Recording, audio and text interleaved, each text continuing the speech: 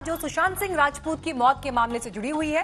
Mumbai police जो इसे investigate कर रही है, बड़े बड़े नामों तक अब जांच की आंच पहुंच रही है और इन नामी हस्तियों से पूछताछ का ये सिलसिला शुरू हुआ। तो आज महेश भट्ट भी इस सिलसिले में एक कड़ी के तौर पर इन तस्वीरों में दिखाई दी है। फिल्मकार महेश भट्ट का बयान दर्ज हो चुका है और इसी सिलसिले में कंगना रनौत का बयान भी लिया जाएगा।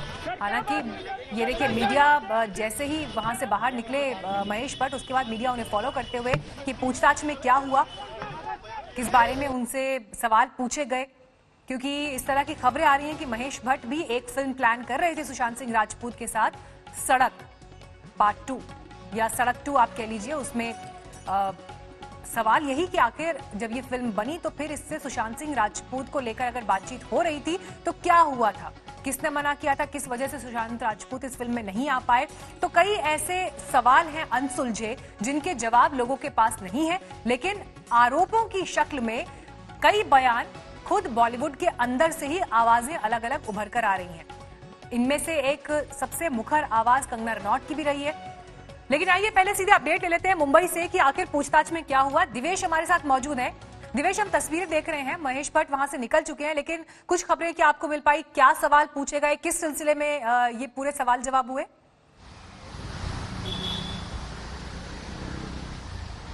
मीनाक्षी, देखिए, महेश भट्ट को बुलाया गया था ये पूछताछ करने के लिए कि वो एक फिल्म प्लान कर रहे थे जिसको उन्होंने सुशांत सिंह राजपूत को ऑफर की थी।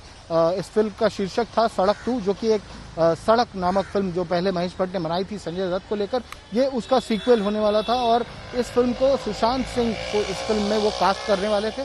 जिसके बाद कोई ऐसी बात हुई जिसकी वजह से सुशांत इस फिल्म के बाहर चले गए, वो इस फिल्म में काम नहीं कर रहे थे। इसी बारे में पूछताछ करने के लिए कि क्या कोई ऐसी गुटबाजी चल रही थी बॉलीवुड में, जैसे कि एलिगेशंस कंगना रनौत ने भी लगाए हैं कि एक पर्टिकुलर कैंप था बॉलीवुड का जो सुशांत को टारगेट करने की कोशिश कर रहा था, उन्हें डैमेज करने की कोशिश कर रहा था, उनकी इमेज खराब करने की कोशिश कर रहा था ताकि उन्हें फिल्में ना मिले, उन्हें काम ना मिले। आप देख सकती हैं कि 2019 का जो साल था, उस साल में सुशांत ने किसी भी फिल्म में काम नहीं किया था। इस पूरे साल में उन्होंने कोई भी ऐसी फिल्म नहीं की थी।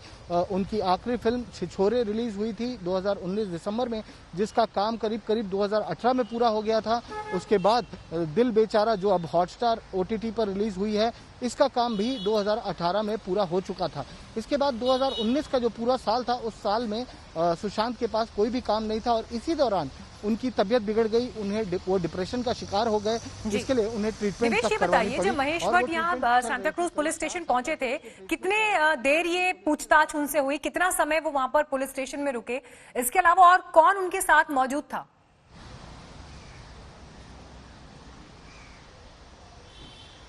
जी, महेश भट्ट से पूछताछ करीब 2 घंटे चली है। जो हमारी सूत्रों के हवाले जो इन्फॉर्मेशन हमें मिल रही है कि करीब 2 घंटे तक महेश भट्ट से पूछताछ की जा चुकी है और अब वो निकल गए हैं, अपने घर वापस चले गए हैं। वो अकेले ही मौजूद थे, उनका स्टेटमेंट रिकॉर्ड किया गया और इस वक्त इन्वेस्टिगेटिंग ऑफिसर के साथ वहाँ कुछ वरिष्ठ अफसर भी मौजूद थे। Deputy commissioner of police Abhishek Trimukhe भी वहाँ पर मौजूद थे। जो सीनियर पुलिस इंस्पेक्टर हैं निखिल कापसे, वो भी वहाँ पर मौजूद थे सांता क्रूज पुलिस स्टेशन में उस दौरान जब ये स्टेटमेंट चल रही थी। अभी सूत्रों से यही पता चल पाया कि जो लाइन ऑफ क्वेश्चनिंग था वो इसी बारे में था, उस फिल्म को लेकर था। सड़क 2 के बारे में पूछताछ की गई कि क्यों उस फिल्म में सुशांत ने काम नहीं किया या क्या ऐसी वजह थी कि वो इस फिल्म का हिस्सा नहीं बन पाए थे। दिवेश, आपके पास हम लौटेंगे। इस वक्त हमारे साथ एक्ट्रेस कंगना रनौत के वकील ईशचंद भंडारी जो है वो जुड़ गए हैं। भंडारी साहब, पूछताछ का सिलसिले में अब बड़े बड़े नाम आ रहे हैं। महेश भट्ट से भी पूछताछ हुई है और पुलिस ने कांटेक्ट कंगना रनौत को भी किया था कि वो आए, अपना बयान दर्ज कराएं, लेकिन उन्होंने रीजन दिया कि मनाली में मौजूद हैं, अभी कोरोना की वजह से नहीं आ पाएंगी। लेकिन आने वाले दिनों में अगर कंगना पहुंचती हैं पुलिस के पास, तो ऐसे कौन से मुद्दे हैं, ऐसी कौन सी जानकारियां हैं जो वो शेयर करेंगी इस इन्वेस्टिगेशन में हेल्प करने के लिए? देखिए, मुंबई पुलिस ने उनको एक नोटिस दिया था सेक्शन 175 CRPC के अंदर और कहा था बांद्रा पुलिस स्टेशन आए। तो कंगना रनौत के बिहाफ पे मैंने मुंबई पुलिस को रिप्लाई लिख दिया था कि आप जानते हैं, और मुंबई पुलिस जानती है क्योंकि उनकी मैनेजर ने उनको मुंबई पुलिस को इन्फॉर्म किया हुआ था कि वो 17 मार्च से, अभी से नहीं, 17 मार्च से वो मनाली में है और उसके बाद जो लॉकडाउन गाइडलाइंस चल रही हैं, स्टेट बॉर्डर सील्ड हैं, आप जानते ही हैं सब क्या हो रहा है। वैसे भी कानून की प्रक्रिया यही है कि विटनेस, जो महिला विटनेस होती है, उसके लिए पुलिस उनके घर पे आती है, और जो 15 साल से नीचे होता है पुलिस घर पे आती है।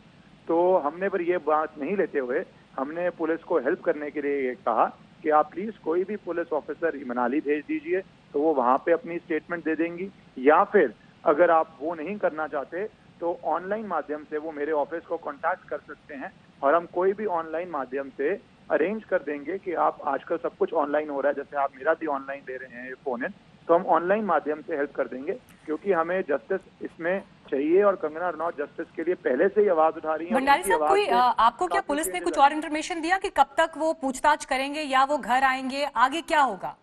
नहीं, अब पुलिस को उसके आगे कोई अभी पुलिस ने जवाब नहीं दिया है। वो मुझे देना चाहिए, जल्दी देना चाहिए कि केस आगे प्रोसीड करे, क्योंकि हमने पुलिस को लिख दिया, और ऐसे आप भी जानती हैं कि वो मनाली में, हमने कहा या मनाली आ जाइए या ऑनलाइन कर लीजिए, दोनों कर सकते हैं। पर पुलिस ने अभी हमारी जो हमने रिप्लाई दिया है उस पर पुलिस ने कोई भी नया नोटिस, नया रिप्लाई नहीं दिया है।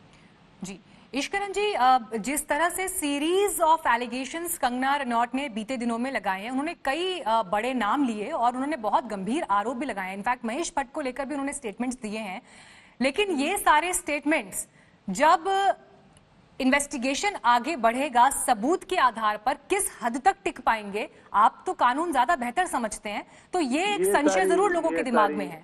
ये सारी पहले उनको मुंबई पुलिस को स्टेटमेंट देने दीजिए, और मुंबई पुलिस उस स्टेटमेंट पे अच्छी तरह जांच करेगी तो जस्टिस का बहुत कॉज हेल्प होगा।